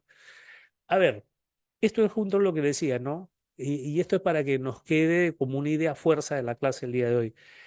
Entre el derecho civil, penal y el de tránsito existen diferencias conceptuales esenciales en sus en respectivas naturalezas, objeto, sujetos, principios, instituciones y fines. Incluso con el derecho administrativo, lo que origina una esfera de autonomía técnica funcional al derecho de tránsito. Aquí viene esto. Para determinar una valoración de una presunta culpa penal o civil o administrativa originada en hechos o actos de tránsito, el análisis debe ser efectuado dentro del contexto normativo específico como condición de legalidad, trasladándose luego las conclusiones a la demás área del derecho. Traducido, esto dice, oiga, si hay un hecho de tránsito y usted lo lleva a la materia civil o lleva a la materia penal, el primer filtro que debe haber para establecer la responsabilidad va a ser el derecho de tránsito o la norma de tránsito. Después, como una condición de legalidad, primero a la norma de tránsito. Después se va a trasladar esta conclusión a la demás área del derecho para terminar el proceso. Me explico, ¿no? Por ejemplo, vamos a una indemnización por daños y perjuicios.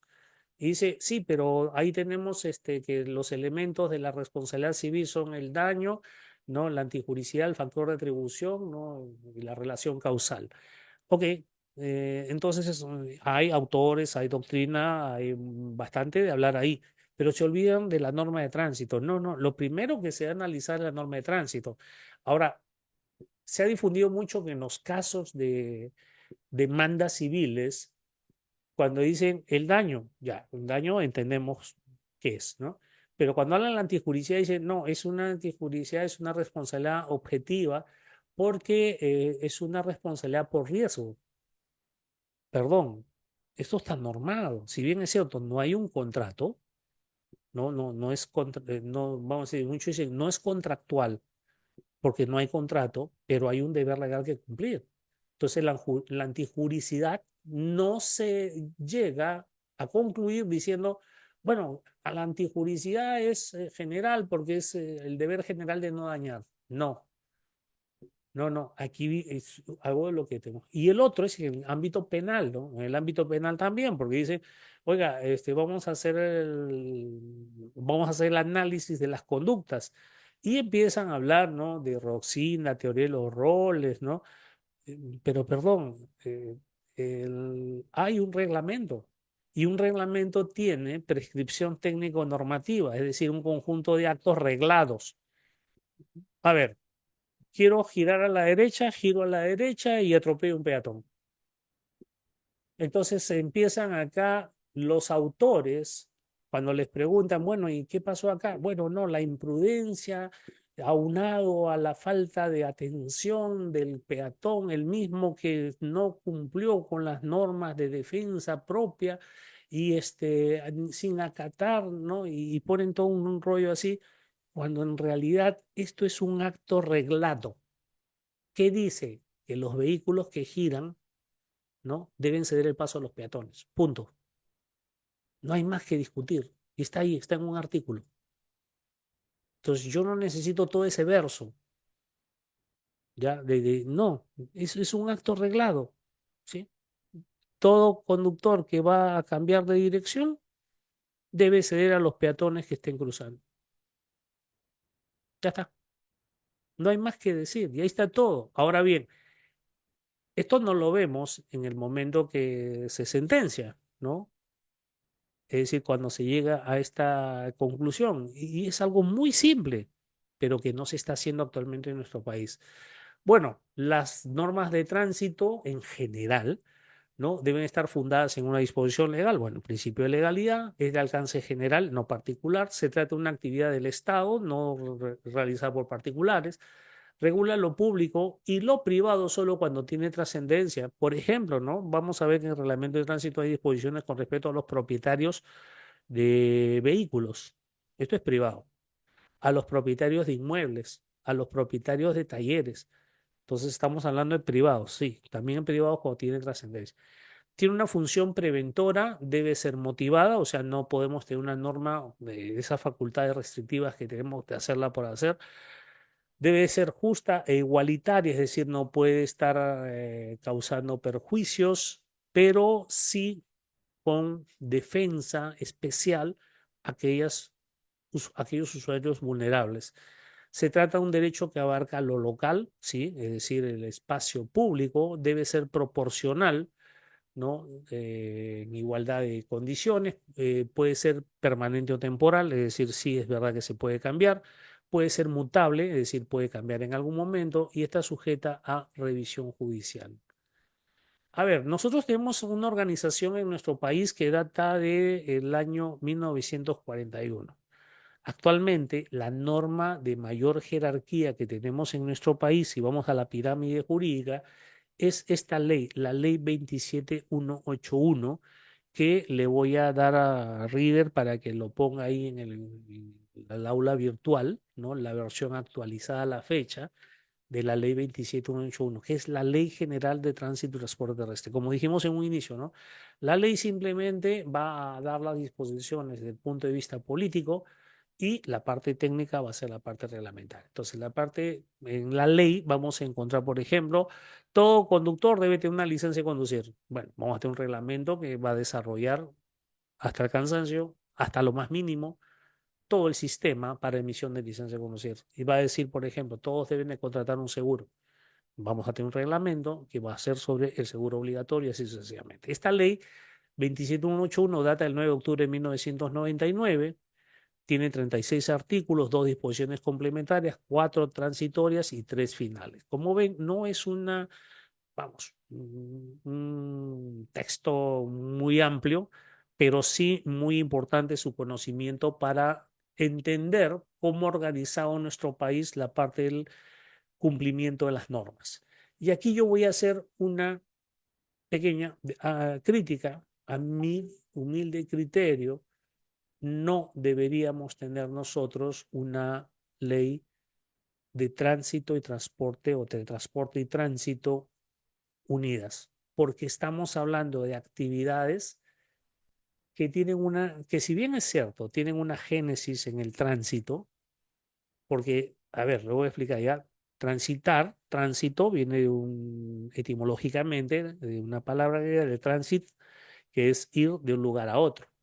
Y cuando hablamos de transporte, es transitar portando o llevando algo. Entonces tenemos tránsito y transporte cuando el tránsito se realiza con la finalidad de llevar algo. Entonces, transporte es tránsito. Si vamos desde el punto de vista técnico, no se escapa al tránsito. El transporte se realiza dentro del tránsito. ¿Cuál es la única diferencia? Que hay reglas de cómo llevar determinadas cosas. Eso es lo único. Y entonces, ¿qué es lo que se regula en el transporte? Se regula la prestación de un servicio, cosa que no se regula en el tránsito. En el tránsito son las normas generales de circulación. Entonces, si lo razonan así, se van a dar cuenta y dicen, no, el tránsito debe tener su norma aparte y el transporte debe tener la suya aparte. No se pueden mezclar las dos. Porque si ustedes se dan cuenta, en esta ley 27181, empezando por el título nada más, es Ley General de Transporte y Tránsito Terrestre. O sea, si va la relación género-especie, lo han invertido. Segundo, las normas, las reglas, las leyes relacionadas al tránsito, no por su misma, a ver, por su misma complejidad y sus mismas características, no pueden ser las mismas que se apliquen al transporte. O sea, no regulan lo mismo, es lo que quiero que se entienda. Entonces, aquí, como los dos son trans, lo pusieron en una misma norma. Y ahí es donde tenemos uno de los graves problemas dentro de la normatividad de tránsito en el Perú. En que lo que debemos de tener es una norma, una ley especial de tránsito, como la tienen todos los países, ¿eh? Si usted revisa en todos los países, tienen una ley de tránsito. Algunas personas me dicen, doctor, pero no, pues una ley de tránsito, si basta con un reglamento. No, lo tienen en ley, lo tienen en ley. No están en un reglamento, es decir, la jerarquía normativa es de ley. Y sí, yo con esto no lo estoy diciendo que no tengamos una ley de transporte. Es necesario, pero si se dan cuenta, la regulación del acto es distinta a lo que dice la norma de tránsito, que es el ejercicio de un derecho fundamental. El transporte no es un derecho fundamental. La pesca no es un derecho fundamental. ¿No? La minería no es un derecho fundamental, es una actividad. Las telecomunicaciones no es derecho fundamental. Entonces, el tránsito sí. Y el tránsito tiene la particularidad que los actos que se realizan pueden poner en riesgo la vida. Uno me dirá, doctor, pero en el transporte también. No, porque si te das cuenta, todo lo que pone en riesgo en el tema de transporte son normas relacionadas al tránsito. No tiene SOA, no tiene inspección técnica, a eso se refiere. O sea, son las mismas de tránsito. Entonces, aquí hay que hacer una separación de las dos, o sea, es hora, ya con el tiempo que ha pasado, el 99 a la fecha, es hora de separar estos siameses. O sea, ya están duritos, ya están grandes como para poder separarlos y que cada uno actúe por su lado. Bueno, aquí tienen ustedes un cuadrito con algunas de las modificatorias de la ley. No vamos a pasar a verlas una por una, pero saben que la más reciente ha sido hace un par de semanas, en las cuales teníamos nosotros que ahora los vehículos menores deben de tener placas, por ejemplo, tanto en la parte posterior como en la parte delantera, las motocicletas. Ahí tenemos una modificación y esto está en la ley. ¿Esto qué quiere decir? No partió del presidente, de la presidenta, no partió del ministro de Transportes, es una iniciativa del Congreso. El componente político, ¿cuál es? Oiga, tenemos que hacer algo porque en este caso la seguridad ciudadana es importante y poder identificar plenamente a los vehículos menores porque en eso se están cometiendo muchos delitos. Entonces, ¿qué tenemos que cambiar? ¿Tenemos que crear una norma de seguridad ciudadana? No, esto es tránsito y hay una ley de tránsito. Entonces modifiquemos la ley. El legislador, el Congreso dijo, ya, voy a dictar una ley obligando que ahora, a partir de ahora, las motos deban de tener dos placas, ya no solamente una. Y además un dispositivo electrónico que se pueda leer desde una cámara para ver si es que ese vehículo corresponde o no corresponde. O sea, un lector, un chip. Ok, listo, ya está en la ley. ¿Qué tiene que hacer ahora la parte técnica? Reglamentarlo. ¿Sí? Tenemos una ley de transporte, y pasamos al tema de transporte, ¿no? De transporte en vehículos menores, mototaxi, el servicio de transporte especial en vehículos menores. Ya tenemos la ley, ¿no?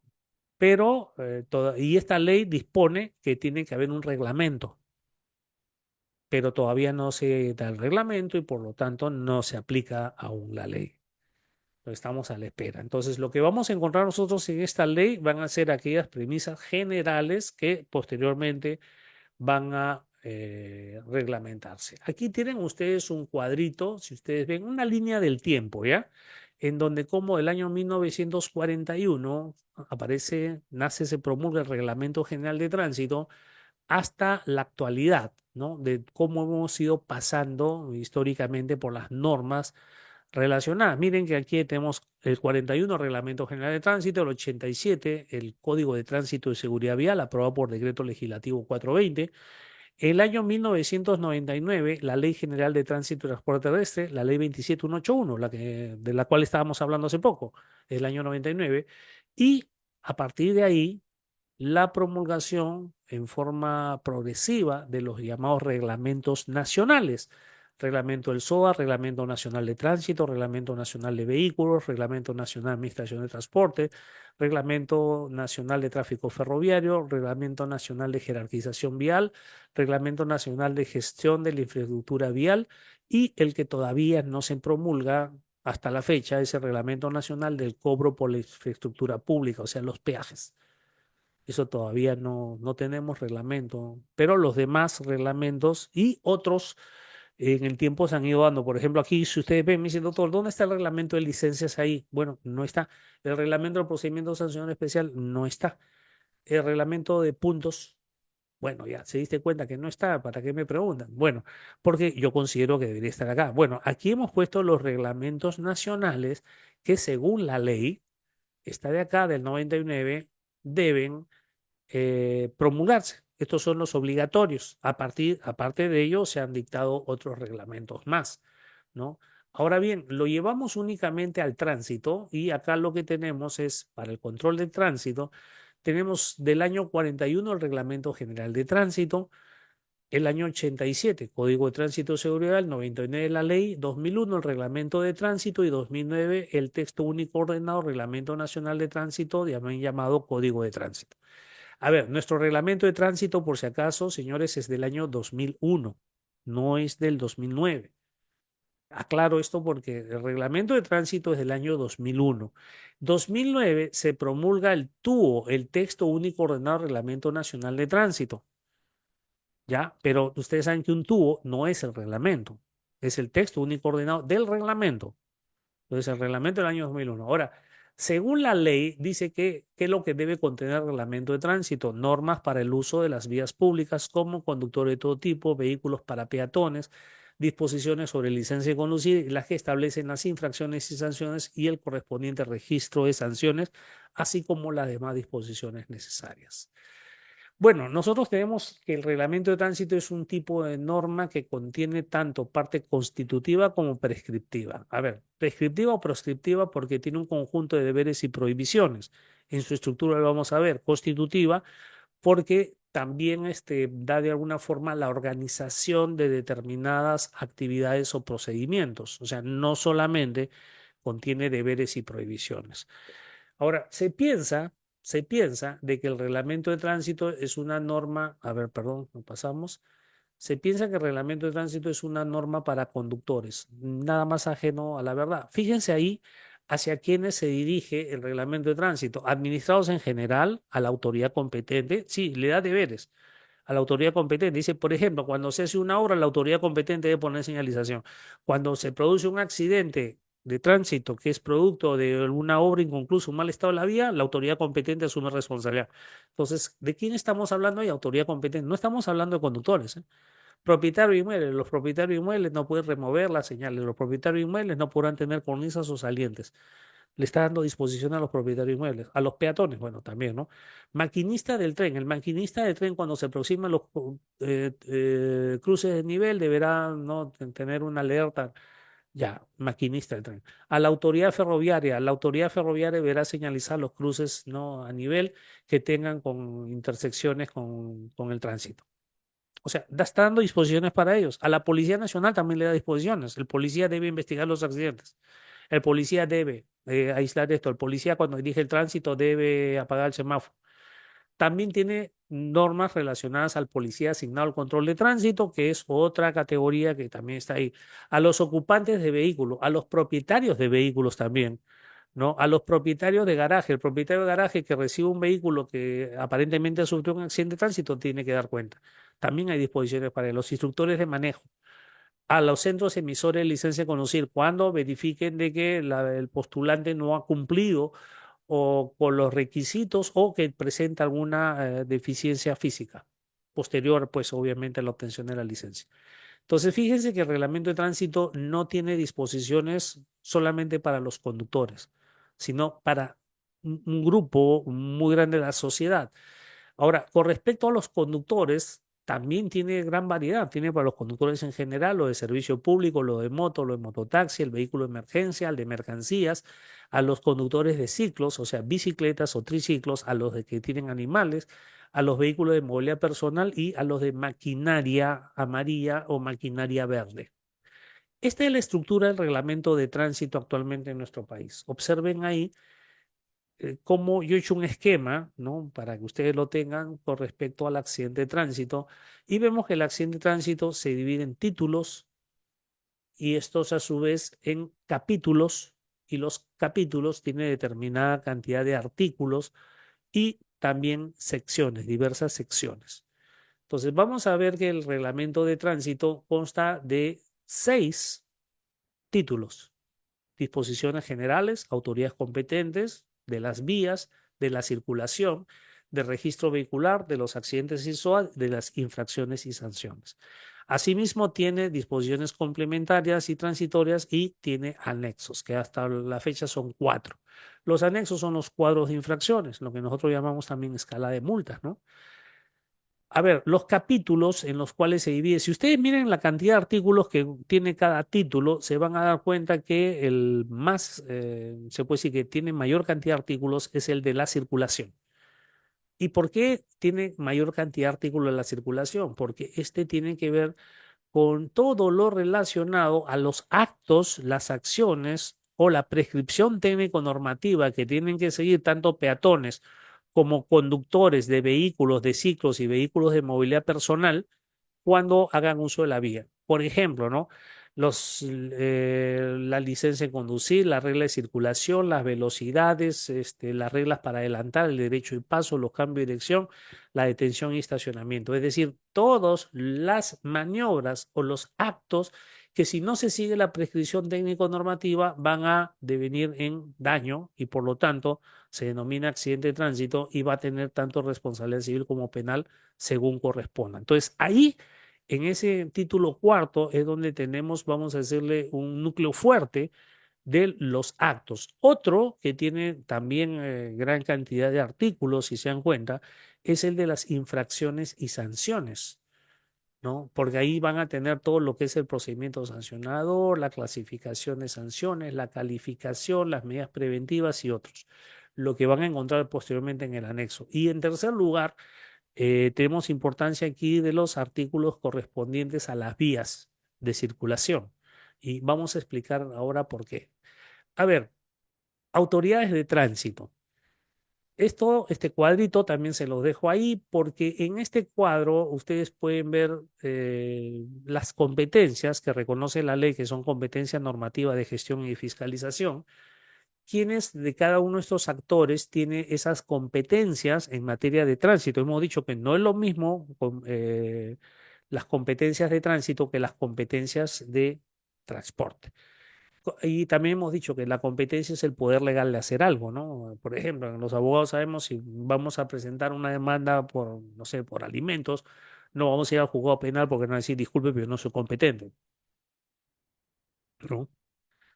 Tampoco lo vamos a llevar, pues, al juzgado, no sé, pues, de Cieneguilla cuando el demandado vive en Breña, ¿no? Dice, sí, mira, yo, efectivamente, yo soy el que debo llevar esto, pero yo no soy competente por materia de territorio. Por el monto, vamos a ver diversas materias, pero aquí la competencia son tres: normativa de gestión y fiscalización. El MTC tiene competencia normativa, sí, dicta los reglamentos nacionales en materia de tránsito. El MTC tiene competencia de gestión, sí, porque desarrolla y elabora sistemas de prevención de accidentes y también proporciona registro nacional de sanciones. El Ministerio de Transporte y Comunicaciones tiene competencia de fiscalización, no, porque lo hace sí, pero a través de Sutran.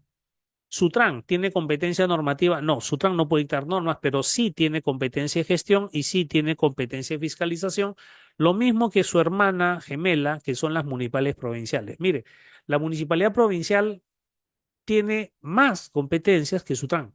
Sutran no tiene competencia normativa, pero sí tiene de gestión y de fiscalización. La municipalidad provincial sí tiene competencia normativa de gestión y de fiscalización. Las municipalidades distritales no tienen competencia normativa, entonces cada ordenanza que vean ustedes que dice de que el estacionamiento y que lo llevan al depósito, se están haciendo al margen de la legalidad, porque según el mismo reglamento de tránsito, las municipalidades distritales no tienen competencia normativa, tanto lo prescribe la ley de tránsito como el reglamento de tránsito. Municipalidad distrital, lo siento mucho, sí, yo quisiera que tengan para que solucionen el problema de los estacionamientos, pero hoy día no tienen competencia normativa las municipalidades distritales. Sí tienen competencia de gestión y de fiscalización las municipalidades distritales, sí, pero según disposiciones de la municipalidad provincial. La Policía Nacional tiene competencia normativa, no, porque no dicta normas, competencia de gestión, no, porque no da autorizaciones. ¿Tiene competencia de fiscalización? Sí, pero según disposiciones de la autoridad competente. En este caso, que puede ser la municipalidad provincial o puede ser Sutran. A ver, algunas personas, y yo entiendo, ¿no? Me dicen, doctor, pero ¿por qué usted dice que la policía no tiene competencia de fiscalización y la policía es la que fiscaliza? Claro, pero a ver, la ley y el reglamento no pueden asignarle a dos autoridades distintas la misma competencia porque estaría generando un conflicto de competencia. Entonces, el legislador, tanto en la ley como en el reglamento, ya reconoció que Sutran y la municipalidad tienen la competencia de fiscalización, que consiste en supervisar, detectar, sancionar y aplicar medidas preventivas y aplicar y escribir en el Registro Nacional de Sanciones y actualizar este registro. Ya les reconoció a los dos. Entonces dice, y entonces la policía, bueno, la policía, vamos a llamarla así, es un órgano ejecutor que apoya a la autoridad competente. ¿Para qué? Para realizar las acciones de control por parte de los usuarios en la vía pública. Entonces, sí, yo sé que uno dice, doctor, pero es que no, porque hay que darle competencias. Bueno, no es necesario, no es necesario, pero con esto no digo que no sea importante la actividad que realiza. A ver, doctores, finalmente observen ahí uno de los grandes problemas que tenemos nosotros actualmente, y esto tiene que ver con el tránsito. y no tiene que ver con la normativa de tránsito, sino con el cumplimiento de la normativa de tránsito. ¿Y cuál es? Observen esta primera imagen en el ángulo superior izquierdo, ¿ya? Aunque no lo crean, debajo de todo eso hay una vía de circulación. Empezando hay un parque, ahí señores, hay un parque, hay una vereda, una acera, hay una calzada o una pista para que pasen vehículos. Sí, señores, debajo de todo eso está la vía de circulación. Entonces, eso es un espacio público y este espacio público está siendo eh, usurpado, se está haciendo un aprovechamiento de él, se está lotizando. Incluso ya hay municipalidades que le cobran una mensualidad a ellos para que puedan realizar esa actividad, cuando el objeto de creación de la vía de circulación es casualmente para el tránsito, no es para otra actividad. Ahí tienen ustedes, debajo de todo eso, tienen una vía de circulación. Ahora bien, esto si vamos a aplicar o a recordar la teoría de las ventanas rotas, caeríamos pues en que esto alguna vez fue una vía libre y que un día se puso un vendedor y otro día llegó otro más, primero con un plástico, primero con un maletín, después con un plástico en el piso, después pusieron un pequeño mostrador, después, como vendían tanto, tenían un pequeño almacén también ahí de objetos para guarecerse de la lluvia o del sol, ¿no? Pusieron sus toldos, pusieron sus sombrillas y diversificaron la venta de productos. Y hoy día es así como se presenta. Entonces, vemos que este deterioro, como lo dice la teoría de las ventanas rotas, fue gradual. No existe, esto no pasó de un día para otro, mis estimados, ¿eh? O sea, este deterioro que ven ustedes del mal uso del espacio público, porque eso fue construido para que transiten las personas y los vehículos, no para que lo ocupe un grupo y se adueñe de él y realice una actividad comercial. Hoy en día es muy difícil, no digo imposible, pero es muy difícil, ¿no? Como piden algunas personas, erradicar ese tipo de comercio. Porque las acciones de control que dice, vamos a hacer un operativo y tenemos 300 policías, 200 serenos, un tanque, un misil, hemos traído a Rambo, tenemos metralletas, lanzallamas. Disculpen, pero si no es sostenible, no sirve. Esto se hace un día, el operativo sale bonito en las cámaras, al día siguiente lo vuelven a ocupar. A propósito, hoy día vi un operativo en Caquetá, en el Trébol de Caquetá, erradicando ambulantes. Y recuerdo algo, lo vi también el año pasado y el anteaño pasado y todos los años veo que hacen el operativo ahí. Y digo, oiga, pero ¿cómo es eso del operativo? Si se supone que ya lo hicieron, ya no está ocupado. Disculpen, señores, pero si el operativo, la acción de control no es sostenible, otra vez vuelve a suceder lo mismo. Y ellos lo saben. Entonces, ¿qué pasó aquí? ¿Qué sucedió? Bueno, alguien tenía la responsabilidad de cuidar el espacio público. Adivinen quién era quien tenía que cuidar el uso del espacio público, garantizar el uso del espacio público. Bueno, quien sea en que usted haya pensado, esa entidad, esa persona, ese funcionario, ese servidor, cuando se puso el primer ambulante con su maletín a vender ahí, debió sacarlo.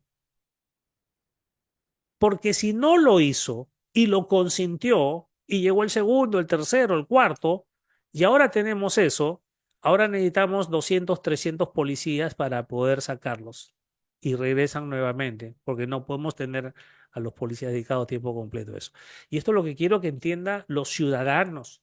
Por los ciudadanos también tenemos un rol importante, exigirle a nuestras autoridades que esta ocupación indebida del espacio público no se deba tolerar en lo más mínimo.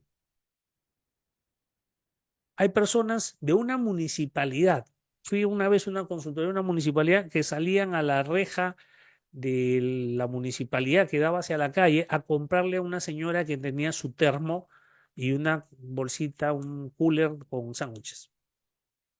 Entonces digo, ¿y ustedes son de la municipalidad y están, no sé, alentando, fomentando este tipo de comercio? Porque mañana esta señora tiene una crisis de éxito y ya no va a traer un termo y una cajita, ya va a hacer su módulo. Y su módulo primero va a ser ambulante, después lo va a tener fijo, después va a poner mesas, va a poner sillas. Y después van a venir otros que van a decir, acá hay un foco, hay negocio y van a empezar y cuando lo quieran sacar ya no van a poder. Esa es la parte que debemos entender, los ciudadanos. Ahora bien, esto que ven ustedes ahí, ¿saben qué? No es materia de orden público, seguridad ciudadana, de código penal. Eso es tránsito. Esa ocupación de ese espacio está regulado en el Reglamento Nacional de Tránsito y tenemos autoridades para al respecto y tenemos un marco normativo. ¿Qué pasó en esa primera imagen? Eh, Simplemente no se cumple. La imagen de la derecha, trapo rojo. Trapo rojo le digo yo, ¿no?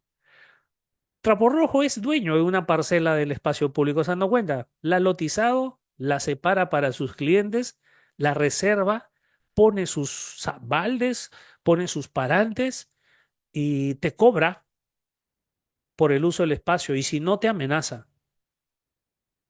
Y es, vamos a decirle, un pequeño administrador del espacio público, pero administrador en beneficio propio. De estos tenemos muchos. Esto es una actividad en la cual una persona está haciendo usufructo del espacio público para cobrar, ¿no?, un derecho que él no tiene, que no le corresponde. Pero la autoridad, porque esto también es materia de tránsito, señores, el espacio público. Y esta cobranza, esta amenaza, si yo quiero estacionarme ahí, viene el señor y me dice, señor, usted no se puede estacionar, obviamente en la vía pública. No, señor, acá yo soy el que cuido, porque si no, ya sabe, acá le puede pasar algo. Y esto es ante la vista y paciencia de las autoridades. Señores, eso se llama actividad comercial. Si usted lee en el reglamento de tránsito, está prohibido utilizar las vías públicas o las vías de uso público para actividades comerciales o cobrar ese tipo de cupos. Eso es tránsito. Vayan abajo a la izquierda, las motos que ustedes ven y que no lo dejan pasar en las veredas y que las estacionan en cualquier lado. Y que ahora ha proliferado, se ha incrementado, ¿no? La venta de motos, se ha cuadruplicado la venta de motos y obviamente uno de los primeros ítems es el estacionamiento de las motos. Y este uso de las veredas, ¿no? Muchas veces lo hace la misma policía o el serenazgo, repartidores y otros más. Ese espacio, ese estacionamiento donde le da la gana a quien le da la gana y no tenemos reacción o respuesta, es también parte del reglamento de tránsito. Y la última foto de abajo a la derecha es con respecto a las construcciones. Ya han visto esos reportajes que pasa Panorama, ¿no? O pasa Canal 2, ¿no? Y otros programas periodísticos en los cuales los vecinos ponen rejas, construyen. Mira, ahí han construido una escalera en plena vereda, plena acera. Han construido, o sea, se han salido de la construcción y se olvidaron, parece, uy, ¿y cómo subimos a segundo piso? Ah, tira para afuera la escalera. Eso también es uso del espacio público. Eso es poner obstáculos dentro de los espacios públicos y eso también, como le dije, es parte de la norma de tránsito, es parte que no se controla. Hoy en día las personas, ahora en verano, van a poner piscinas en la calzada, en la pista. Disculpen, señores, eso es tránsito. Hay que decirle a la policía de tránsito, eso es tránsito, porque es libertad del uso de la vía pública. Miren que el uso de la vía pública, del espacio público, de las vías de circulación, es tan importante para el ejercicio, el TC lo ha dicho, ¿no? Oiga, el derecho al libre tránsito es, vamos a decir, un derecho fundamental que permite el ejercicio de otros derechos, porque si yo quiero tener derecho a la salud, tengo que salir, tengo derecho a la educación, tengo que salir, yo tengo derecho al trabajo, tengo que salir y movilizarme. Entonces, el derecho al libre tránsito es un derecho fundamental que en su ejercicio permite el desarrollo y ejercicio de otros derechos fundamentales. Entonces, estos que estamos viendo acá Y ahora en verano van a sacar su piscina. ¿Quién tiene que intervenir? La policía de tránsito. No, no, esa es la municipalidad. No, señor. Ahí sí la municipalidad es la autoridad competente. No es un problema municipal el uso del espacio público, es un problema de tránsito. Lo que pasa es que tenemos la idea de que cada vez que pensamos en tránsito, pensamos en vehículos, en operativos y papeletas. Pero estamos descubriendo que no es así.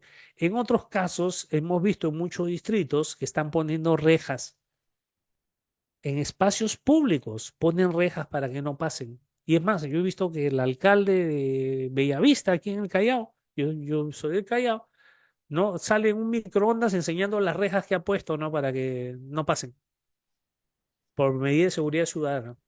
Ahora, es cierto que la autoridad puede poner ese tipo de restricciones, pero no disminuir, no perjudicar el derecho al libre tránsito, no por decir, no, pero hay unos que hacen algo malo.